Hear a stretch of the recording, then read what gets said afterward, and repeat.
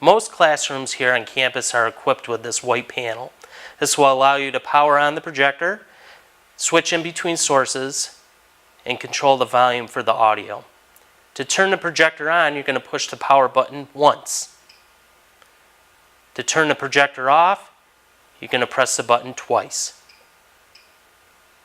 This is a typical teacher station setup in our classrooms. Here is a list of the following rooms that have bring your own device capabilities.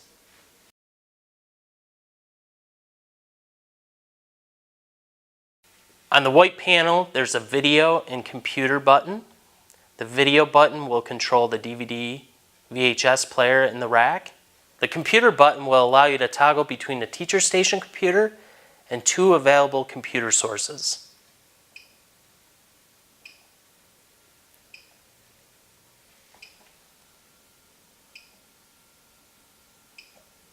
Depending on the type of connection that your laptop or tablet has, we provide you with a VGA connection and an HDMI connection.